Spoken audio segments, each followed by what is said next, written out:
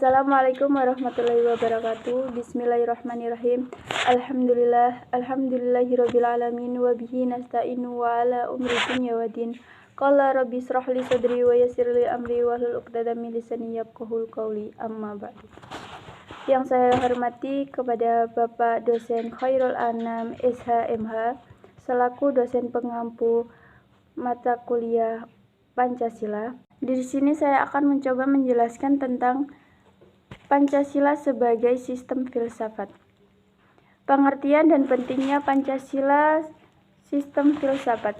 Secara etimologi, kata falsafah berasal dari bahasa Yunani, filosofi atau philos atau philien yang artinya cinta atau pencinta atau mencintai, dan sophia yang berarti kebijakan atau wisdom atau kearifan atau hikmah, hakikat kebenaran.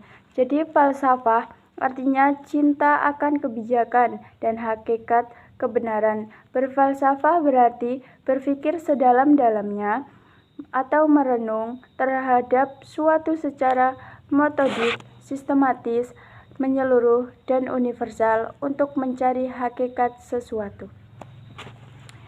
Selanjutnya, pengertian falsafah menurut beberapa filsuf yaitu: menurut Plato, filsafat adalah pengetahuan yang berminat mencapai pengetahuan sebenarnya atau yang asli.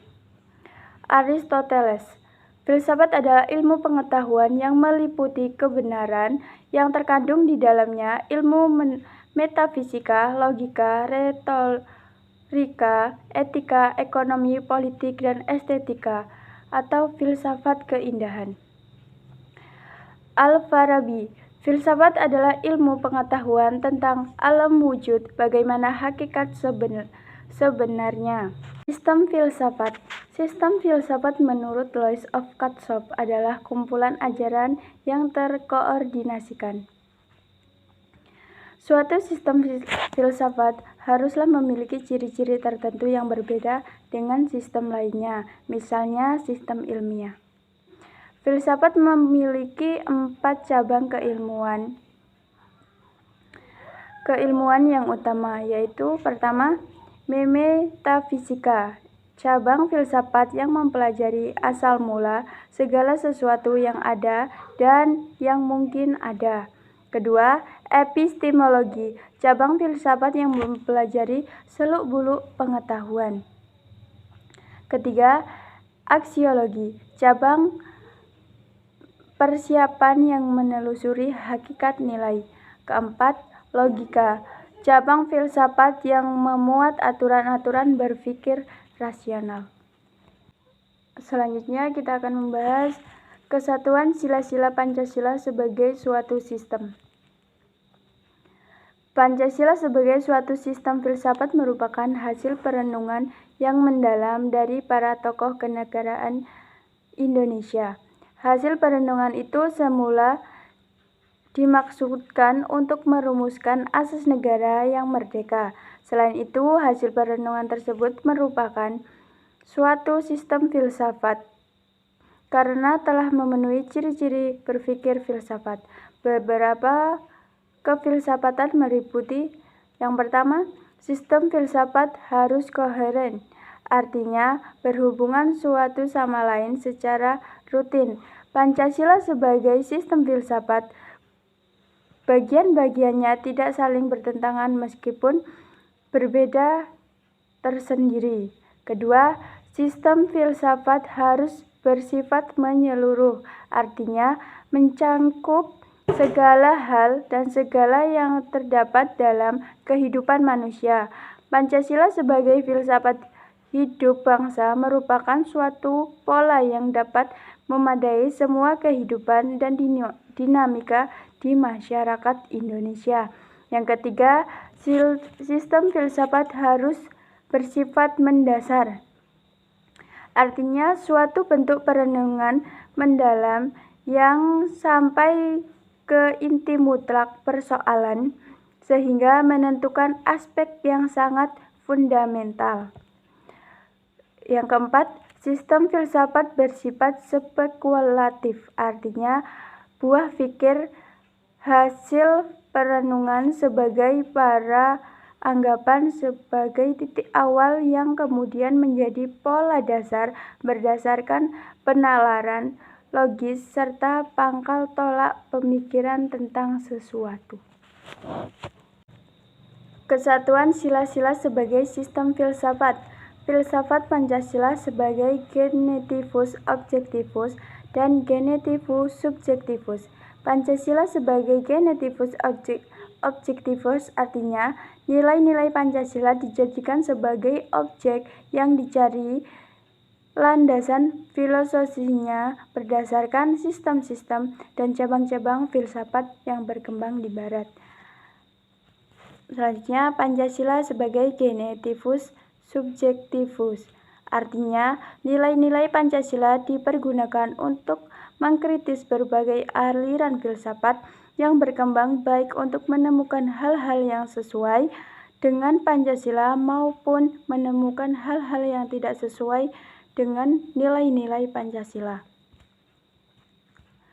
Landasan-landasan berpikir filsafat ilmu.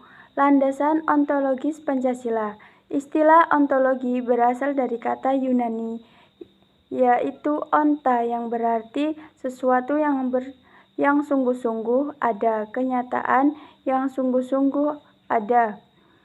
Ada logos berarti teori atau ilmu. Pandangan ontologi dari Pancasila adalah Tuhan, manusia, satu, rakyat, dan adil.